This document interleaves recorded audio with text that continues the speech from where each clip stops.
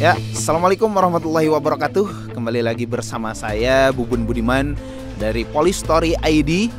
Ya, di video kali ini kita akan membahas dengan salah satu narasumber kita dari Satlantas Polrestabes Bandung.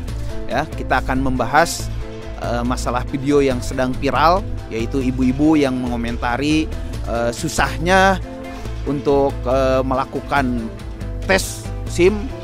Ya, ibu-ibu di video itu menyalahkan bagaimana sih prosedur pembuatan SIM-nya sampai susah seperti itu. Jadi ibu-ibu ngambek karena mungkin ibu-ibu itu apakah dia pernah bikin SIM atau memang sebelumnya memang gagal atau bagaimana. Untuk itu kita langsung saja bertemu dengan Aibda Adi Partadi untuk membahas video yang lagi hit dan lagi viral tersebut.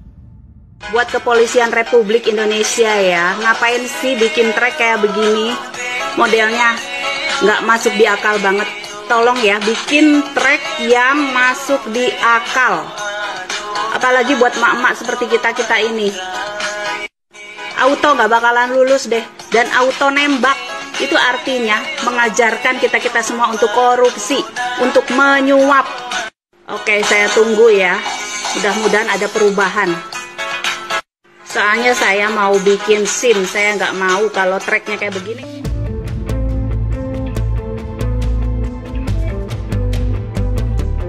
Oke, teman-teman, kali ini kita sudah bersama dengan anggota Satlantas Polrestabes Bandung.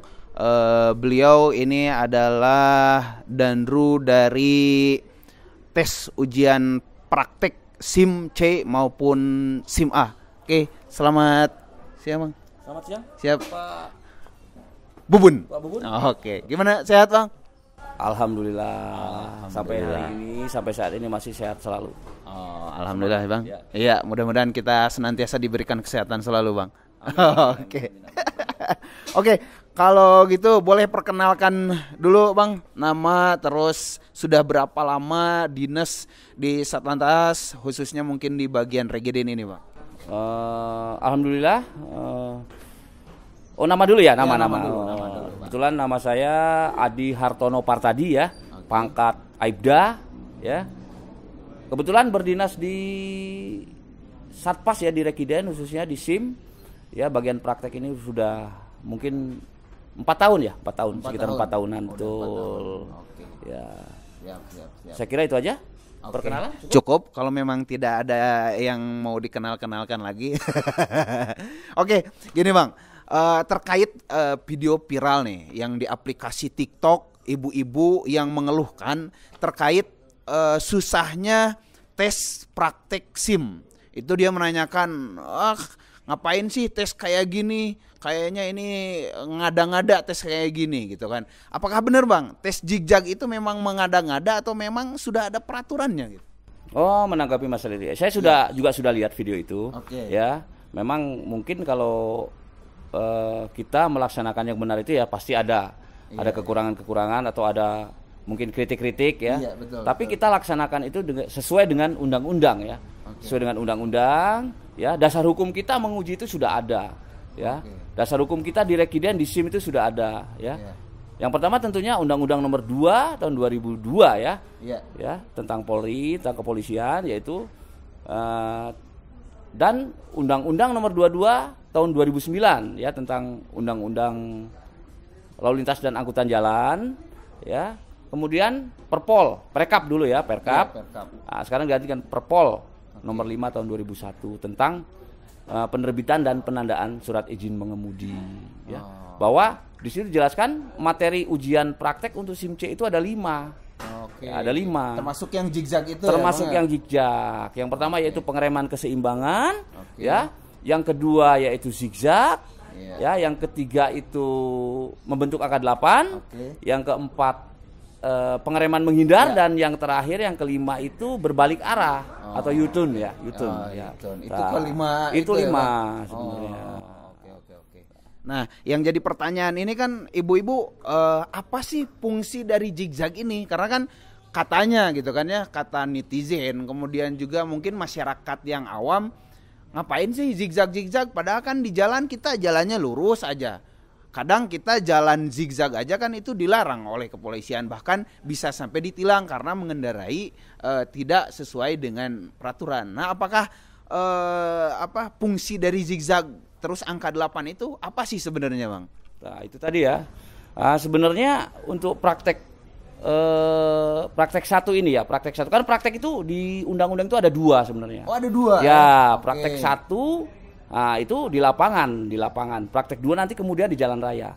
Ya, kalau praktek satu ini kita hanya melihat keterampilan, kemampuan ya dari para peserta uji ini ya mengendarai kendaraan bermotor. Bisa enggak dia gitu? Mampu enggak? Sejauh mana? Dia berbelok, siksak mungkin dia berbelok-belok ya. Mungkin pengereman menghindar, dia jalan, mungkin dilihat keterampilan saja, keterampilan dan kemampuannya. Untuk selanjutnya nanti praktek 2, etika mengemudi, etika berkendara di jalan raya. Nah, itu ada praktek 2. Jadi memang ada kelanjutannya gitu ya. Kalau di undang-undang itu. Oke. Jadi memang tidak hanya semata-mata untuk zigzag aja. Tidak, memang ada di undang-undang dijelaskan seperti itu. Kita hanya melaksanakan perintah undang-undang, ya. Dan kembali lagi SIM itu adalah kompetensi, ya kemampuan keterampilan, ya SIM itu legitimasi kompetensi, kemampuan keterampilan yang diakui oleh negara, ya yang diberikan kepada para pengemudi ini, ya. Tapi setelah mereka itu lulus, yang pertama ujian teori, yang kedua ujian simulator, ini yang terakhir ujian praktek. Jadi kompetensi didapat juga harus dari belajar, makanya dikasih kesempatan untuk mengulang berikutnya, ya. Gagal suruh mengulang. Dan di sini juga dikasih kesempatan 2 kali.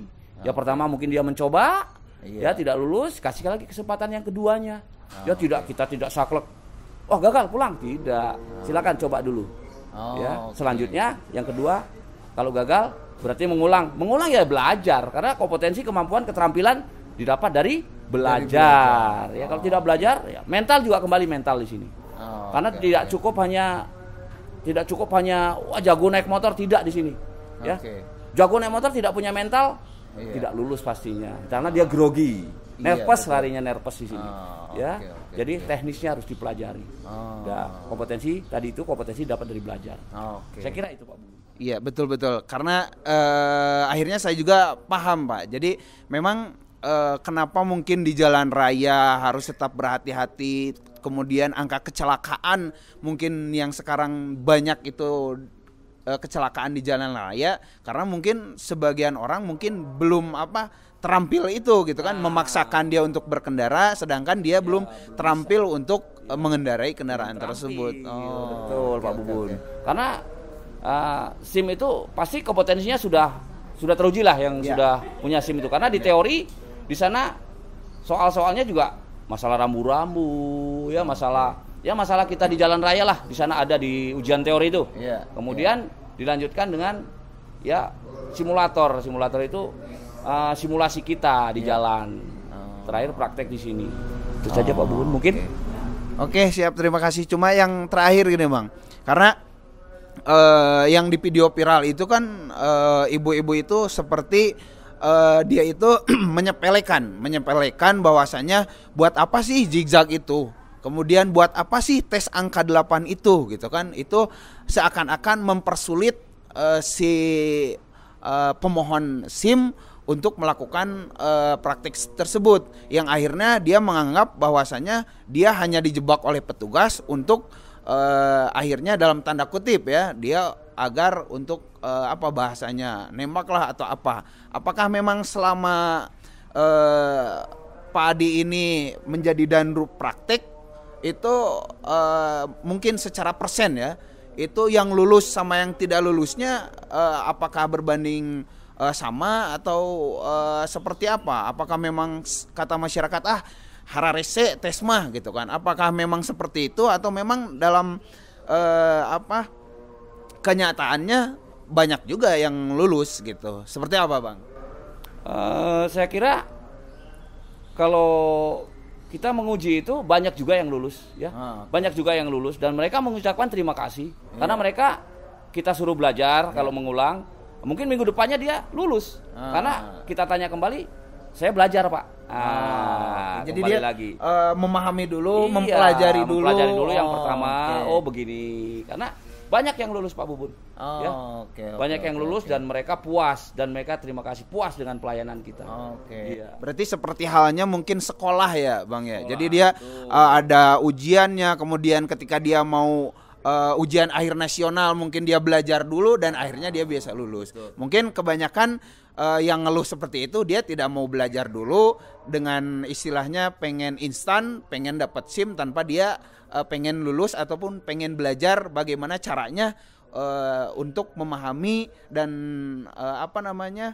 agar dia itu lulus dari kompetensi itu gitu mungkin. Nah, kembali lagi kepada mental Pak Bubun di sini ya. Mental. Mungkin yang mentalnya kurang ya seperti itu Pak Bubun.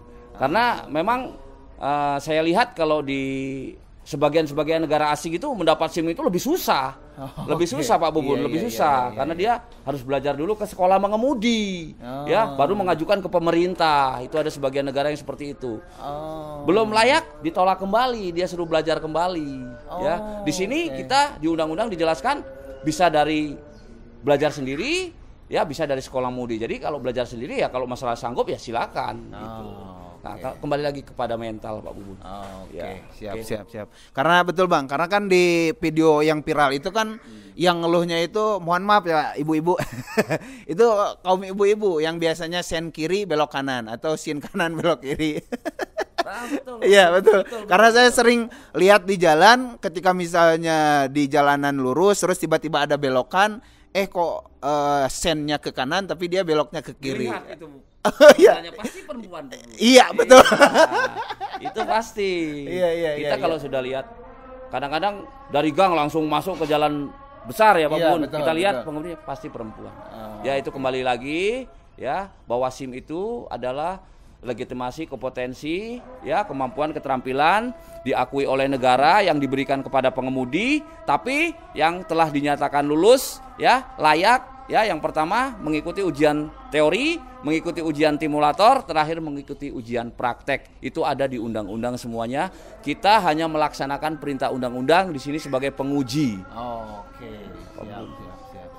Oke, terima kasih Bang atas waktunya. Ini sangat jelas sekali, sangat rinci sekali. Jadi buat teman-teman yang mau bikin SIM, yang belum punya SIM nih ya, jadi harus belajar dulu. Tadi kata Pak Adi harus belajar dulu, baca-baca teorinya seperti apa, kemudian juga untuk prakteknya juga silahkan bisa belajar sendiri berarti Bang ya.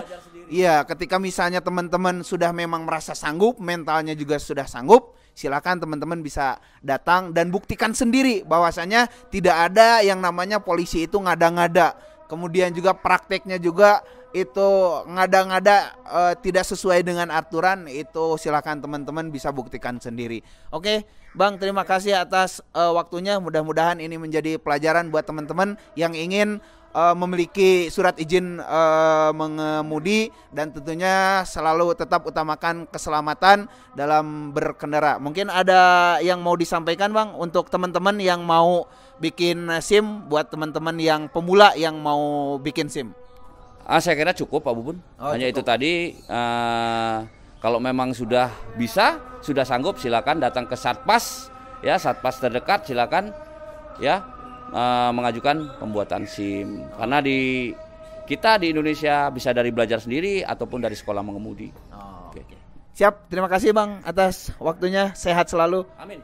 Oke teman-teman, terima kasih, sampai ketemu di lain waktu, di lain acara. Masih tetap dengan saya Bubun Budiman dari Police Story ID. Assalamualaikum warahmatullahi wabarakatuh.